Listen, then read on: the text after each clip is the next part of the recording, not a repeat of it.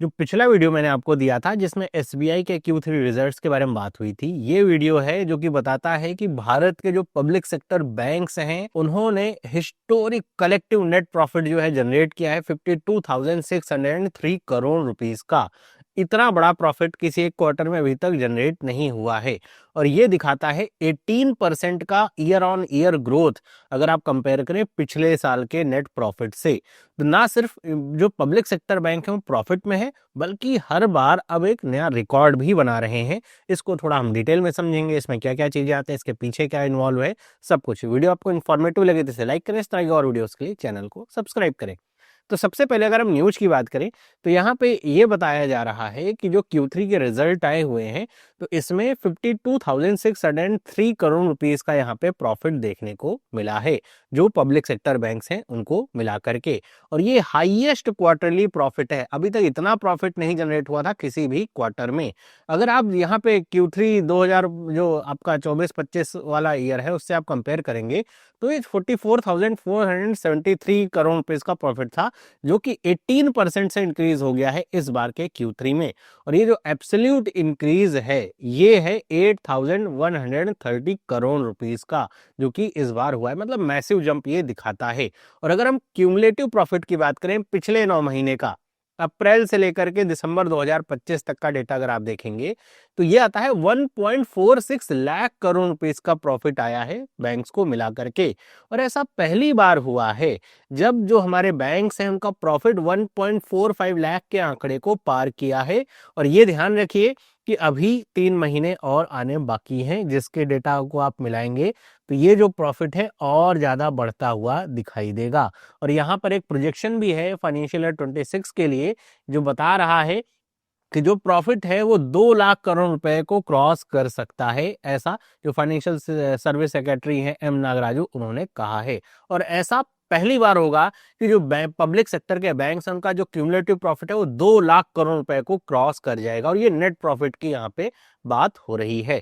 तो मतलब ये आप समझ सकते हैं कि जो पब्लिक सेक्टर बैंक्स की हालत बहुत ही ज्यादा खराब थी, एनपीए बहुत ज्यादा बढ़े हुए थे। एक तो एनपीए डाउन हुए हैं और प्रॉफिट भी फिर उसकी वजह से क्या है इंक्रीज हो रहा है।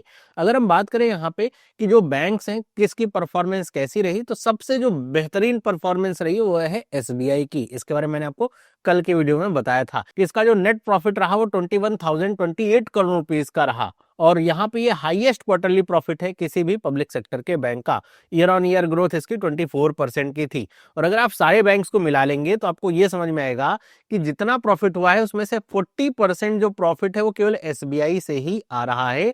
और बाकी के जो पब्लिक सेक्टर के बैंक्स हैं उनको मिलाकर के 31,575 करोड़ रुपीस का प्रॉफिट आ रहा है।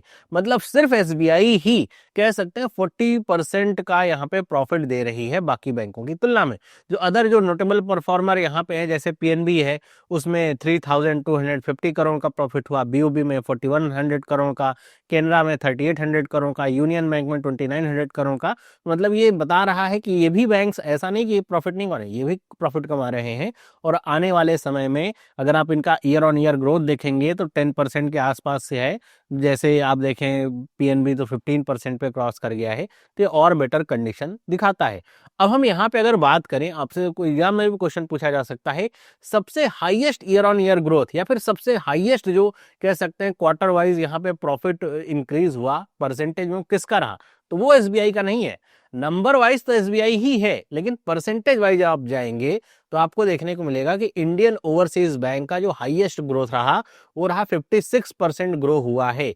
इसका जो नेट प्रॉफिट है, नंबर तो इसका 1365 करोड़ रुपीज ही है लेकिन परसेंटेज वाइज देखेंगे तो सबसे हाईएस्ट तरीके से यही ग्रो हुआ है।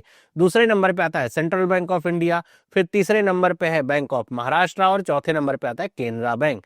तो ये कह सकते हैं टॉप परफॉर्मर है in terms of percentage, not in terms of number, है ना, कि नंबर में नहीं, नंबर में तो एसबीआई ही है। और आप देखेंगे कि पीएनबी वगैरह भी नंबर में इनसे काफी ज्यादा है, लेकिन ये जो परसेंटेज का इंक्रीज है उसमें सबसे है। सिंपल सी बात है, ऐसे समझिए कि एक व्यक्ति है जिसकी मान लीजिए महीने भर की तनख्वाह 100 रुपए है। अब उसकी तनख्वाह अगर अगले महीने लेट से 30 रुपए बढ़ जाती है ना, तो उसकी तनख्वाह में इंक्रीज कितने का हुआ, आप पाओगे 30% का। एक व्यक्ति जिसकी जो जो इनकम है वो 1,000 रुपीज है, उसकी जो इनकम है वो लेट से ₹100 बढ़ जाती है, तो उसकी इनकम में इंक्रीज कितने का हुआ? 10% का। तो आपको लगेगा कि अरे इसका परफॉर्मेंस 30% है, 10% से बढ़ा है, तो बात सही है, इसका परफॉर्मेंस जो है परसेंटेज में बढ़ रहा है। लेकिन यहाँ पर अगर आप नंबर में जाएंगे तो आपको समझ में आएगा कि ₹100 है, जो कि 10% आएगा 1000 का। अब आगे बात करते हैं कि भाई ये जो इतनी ग्रोथ देखने को मिल रही है पब्लिक सेक्टर बैंक में, उसके पीछे के रीजंस क्या हैं, क्या की ड्राइवर्स हैं? तो सबसे पहला जो रीजन है वो तो है रोबस्ट क्रेडिट ग्रोथ की। जो पब्लिक सेक्टर के बैंक हैं वो क्रेडिट ग्रोथ विटनेस करें लगभग 12% का। मतलब ये बताता है कि जो डिमांड है लोन्स की इकोनॉमी में वो काफी अच्छी है, और उसमें जो पब्लिक सेक्टर बैंक हैं अच्छे तरीके से पार्टिसिपेट भी कर रहे हैं। और अभी जो लोन दिए जा रहे हैं वो थोड़ा सोच समझ के ही लोन दिए जा रहे हैं, क्योंकि अगर आप देखेंगे तो जो एनपीए है या फिर कह सकते हैं जीएनपीए या एनएनपीए है, वो भी काफी कम हो चुका है ना। तो वो कम क्यों हो रहा है? क्योंकि भाई जो लोन्स हैं वो सोच समझ के दिए जा रहे हैं। ऐसा नहीं सिर्फ लोन बांटने के लिए, किसी को भी लोन दे दिया, लोन दे देंगे, बैड लोन हो जाएगा, फिर उसमें होगा क्या? फिर उसमें बैंक का नुकसान होगा। तो वो थोड़ा ध्यान रख रहे हैं, अपनी एसेट क्वालिटी को भी इम्प्रूव कर रहे हैं, लोन बांट भी रहे हैं, और किसे दे रहे हैं उसका भी थोड़ा ध्यान रखा जा रहा है। इसके साथ साथ जो डिपॉजिट ग्रोथ है वो भी 10% की देखने को मिली है पब्लिक सेक्टर बैंक्स में। मतलब जो जनता है वो अपना पैसा पब्लिक सेक्टर बैंक्स में जमा कर रही है। मतलब जो अगर आप भारत की जनसंख्या के अनुसार देखेंगे तो भारत के बैंक और थोड़े बड़े होने चाहिए थे, लेकिन यहाँ पे जनता शुरुआत से ऐसा लगता है बैंक में पैसा जमा करना थोड़ा रिस्की समझते हैं। और जिस हिसाब से अगर हम कोऑपरेटिव बैंक्स में देखें कि बंद होते रहते हैं, उसमें लोगों का पैसा क्या होता है, फंस जाता है। मतलब लोग अपना ही पैसा निकाल नहीं पाते हैं, भले ही उनके अकाउंट में 2 लाख रुपए हैं। अब वो कोऑपरेटिव बैंक में आरबीआई ने रेस्ट्रिक्शन लगा दिया तो हो गया, फिर पैसा अगर फंस जाता है उसको देख करके डर भी लगता है। लेकिन पब्लिक सेक्टर बैंक जो इस तरह के हैं, नेशनलाइज बैंक हैं, तो उनके ऊपर थोड़ा लोग जनता का भरोसा रहता है, और उसके अनुसार आप देखेंगे तो जो डिपॉजिट है वो भी बढ़ रहा है। और आप इसमें एक सिनेरियो देखेंगे कि जो क्रेडिट ग्रोथ है वो ज्यादा है डिपॉजिट ग्रोथ से। मतलब आप समझिए कि पैसा ₹10 जमा हो रहा है, लेकिन मांगने वाले ₹12 के आ रहे हैं, जो कि एक कह सकते हैं कॉन्ट्राडिक्टरी जो सिचुएशन है वो क्रिएट करता है। इसके साथ साथ ये भी बताता है कि जो बैंकिंग सेक्टर है वो इकोनॉमिक जो बेल वेदर की तरह वो काम कर रहा है। मतलब जो हमारी भारत की इकोनॉमी है रेजिलिएंट है, अभी इतने एक्सटर्नल शॉक्स भी लगे तब भी भारत की इकोनॉमी पे उतना ज़्यादा कुछ प्रभाव नहीं पड़ा। तो ये भी बताता है कि भारत की इकोनॉमी अगर स्टेबलाइज है, बैंक हमारे मजबूत हैं, तो उसमें जो विश्वास है वो भी निकल करके आता है। तो इस तरह के जो कह सकते हैं ना पीछे के जो किए गए गवर्नेंस रिलेटेड जो चेंजेस हैं, अब इसमें बहुत सारी शिकायतें भी होती हैं। जैसे मैंने कल एक वीडियो डाला था जो एसबीआई वाला था, उस पे एक किसी हो सकता है एसबीआई के एम्प्लॉई होंगे, उनका भी कमेंट आया था कि भाई ये जो इतना इंक्रीज हो रहा है, ये जो एम्प्लॉयज हैं उनकी ग्रेवयार्ड पे हो रहा है। मतलब एक तरीके से ये कहा जाता है कि जो इस समय जो सरकारी बैंक के एम्प्लॉयज उनसे बहुत ज़्यादा काम कराया जा रहा है, जो कि सच भी है। मतलब आने का समय तो होता है बैंक में, जाने का उनका समय नहीं हो पाता है, काफ़ी ज़्यादा काम होता है।